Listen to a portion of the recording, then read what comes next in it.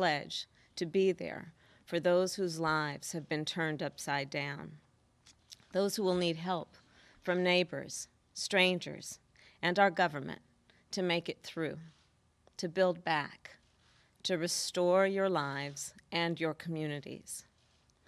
We also see pain, hurt, and destruction in the aftermath of yet another Black man shot by police. Jacob Blake, shot 7 times in the back in broad daylight in front of his 3 young sons. 7 times in the back in broad daylight in front of his 3 young sons. As Vice President Biden put it, the shots fired at Mr. Blake pierced the soul of our nation. It's sickening to watch. It's all too familiar, and it must end. Thankfully, he is alive today, but he is fighting for his life, and he shouldn't have to be. My heart goes out to the Blake family as they endure an ordeal that is tragically common in our country. Joe and I spoke with them yesterday. They are an amazing group of people with extraordinary courage.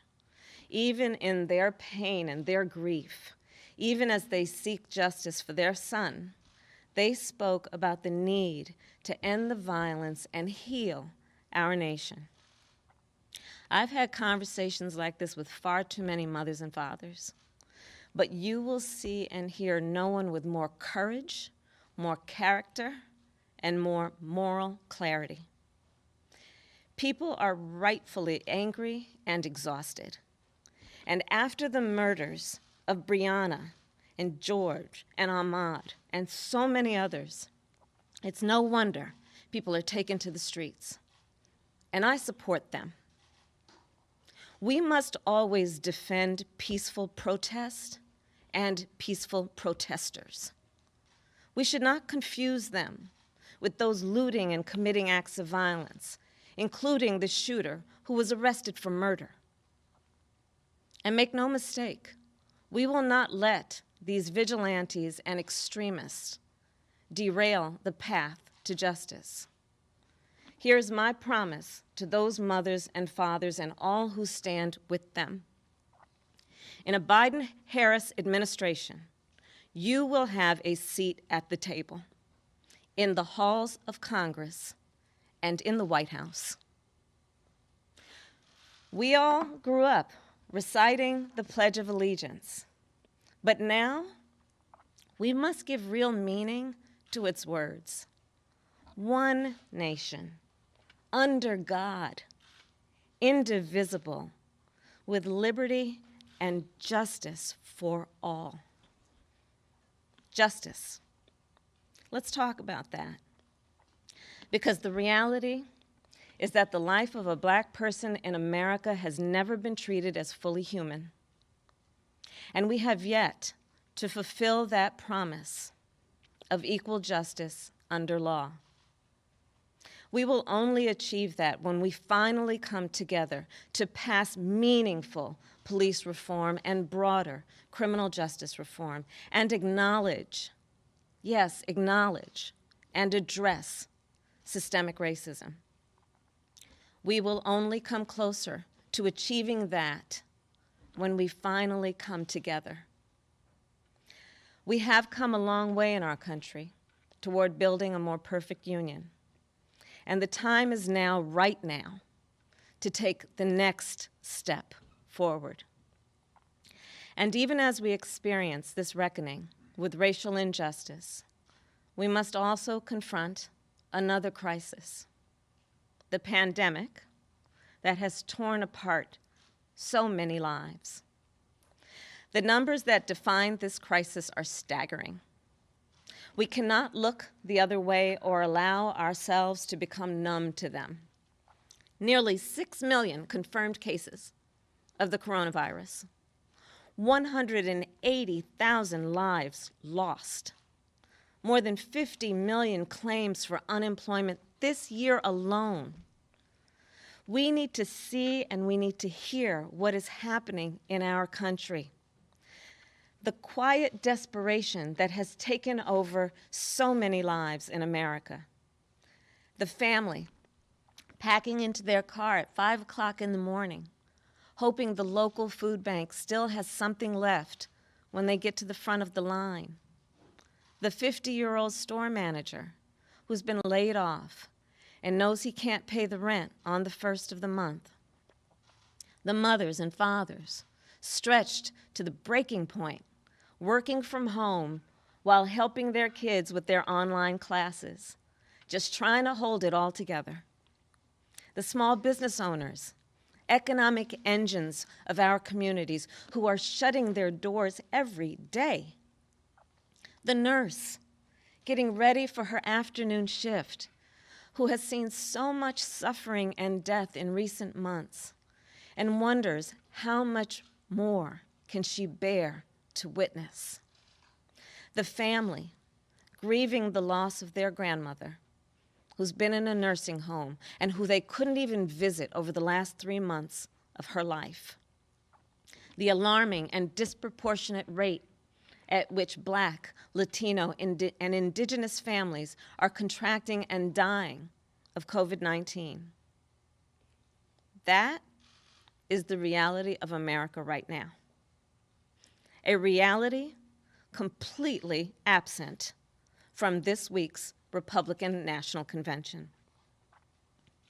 Because unlike the Democratic Convention, which was very clear-eyed about the challenges we are facing and how we will tackle them, the Republican Convention is designed for one purpose: to soothe Donald Trump's ego, to make him feel good.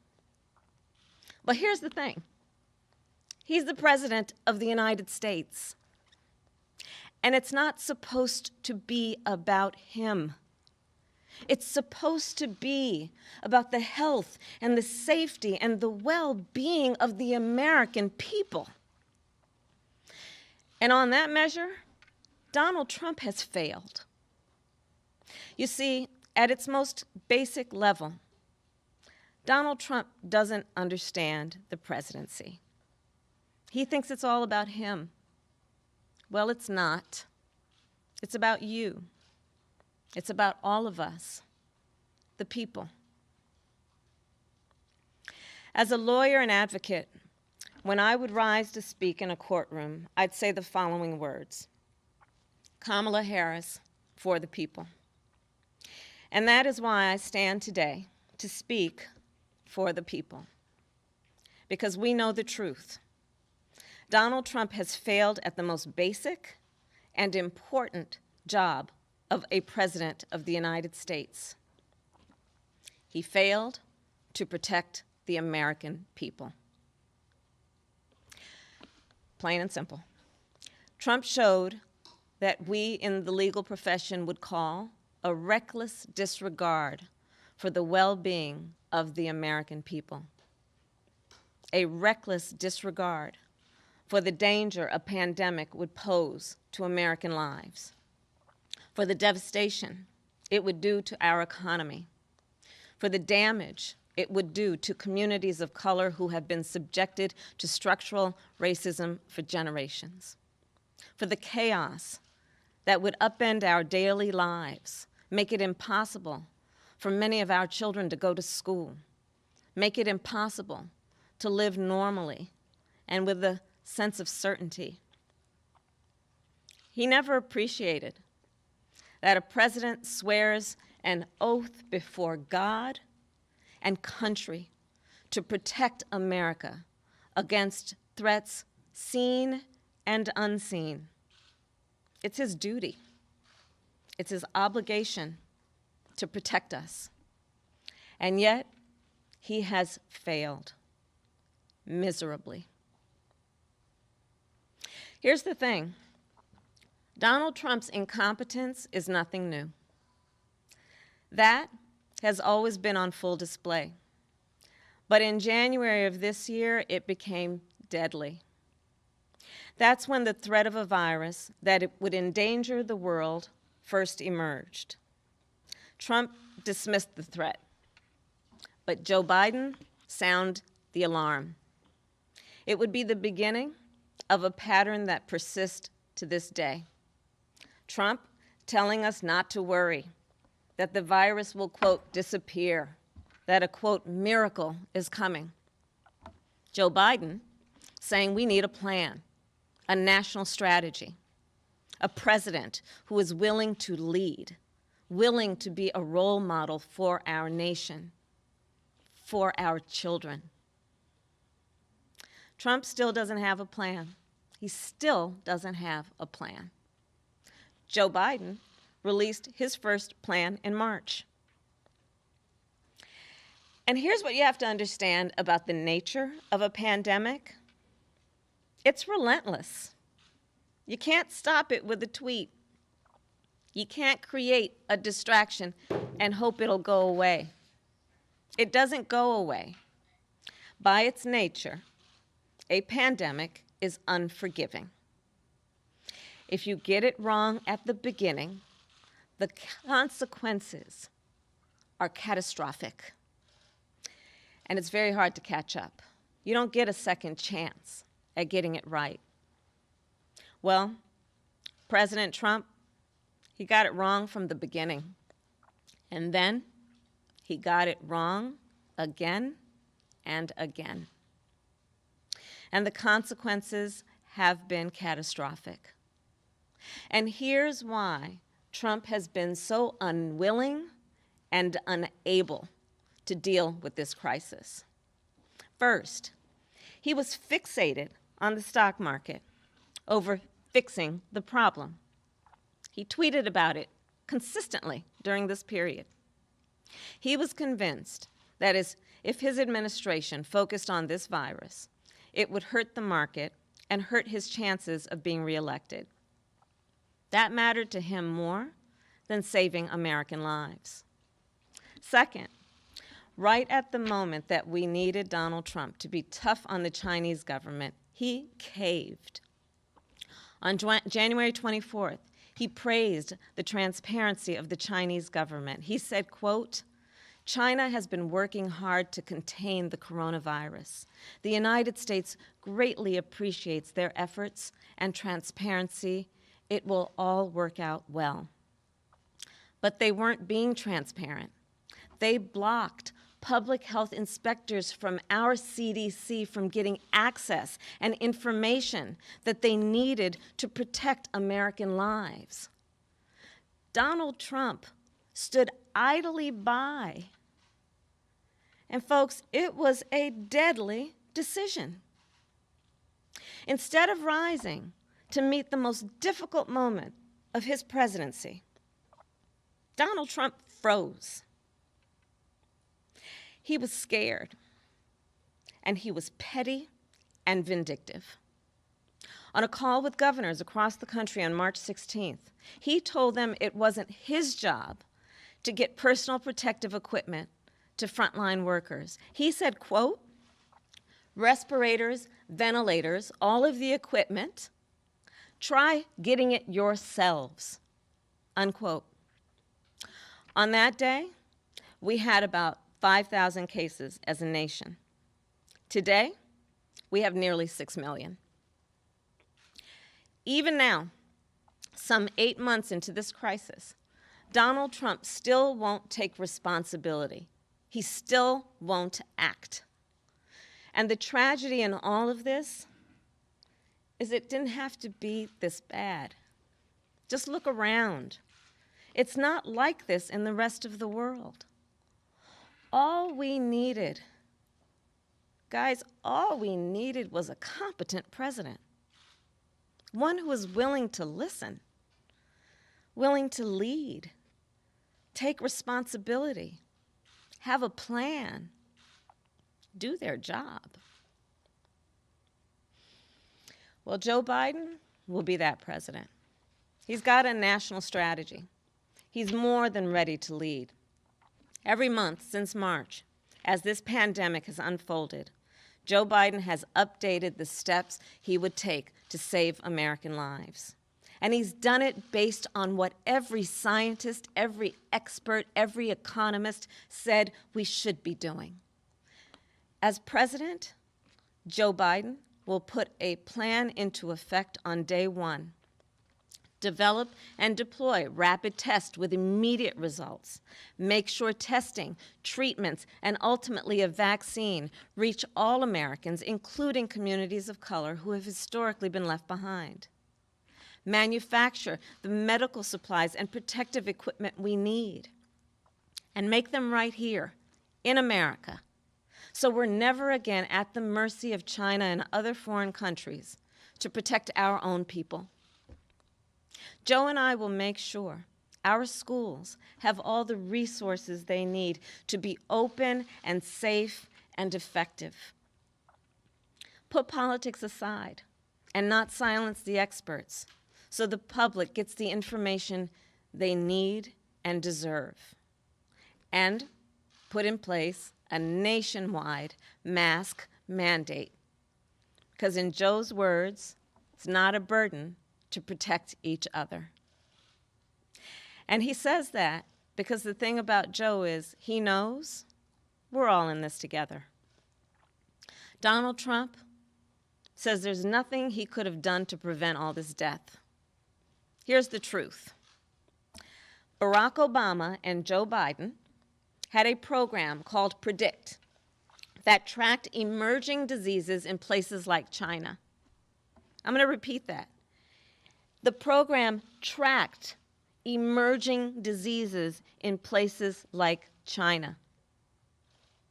Trump cut it. They detected a team and created that team in the National Security Council to global health and security, dedicating them to the work of global health and security and biodefense. Donald Trump eliminated it. They implemented standards for nursing homes to improve infection control. Donald Trump is erasing them. Before the virus hit, Trump made our country vulnerable. After it was struck, he failed to do what was necessary. As it continues, he's making it worse every day.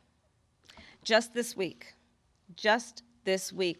the Social Security Administration said a cut to Social Security, like the one Trump is proposing, would end disability benefits within 1 year and end all benefits within 3 years. So let me be as clear as possible.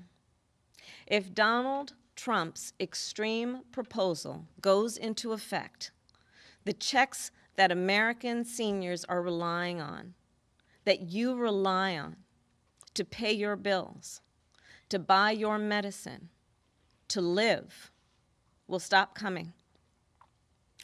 The very people who have suffered so greatly in this crisis. It's unthinkable. And in the middle of a health crisis made worse by his own actions, Donald Trump is in court right now trying to throw out the entire Affordable Care Act, including the protections it provides for people with pre-existing conditions. So that means if you are fortunate enough to survive COVID-19, insurers could deny you coverage for treating any long-term effects. Now, President Trump won't tell you any of this at the Republican convention tonight. And we all know he's not changing. The president he has been is the president he will be. But we have a chance to right these wrongs and put America on a better path forward. One where the leaders we elect listen to the experts and follow the best medical guidance to keep us and our families healthy and safe. One where we take meaningful action against systems and traditions of oppression. One where we stop fanning the flames of hate and division and treat one another with the respect and the dignity that each one of us deserves. As Joe Biden said in his acceptance speech, we have a choice between the light and the dark. I believe America will choose the light. Thank you.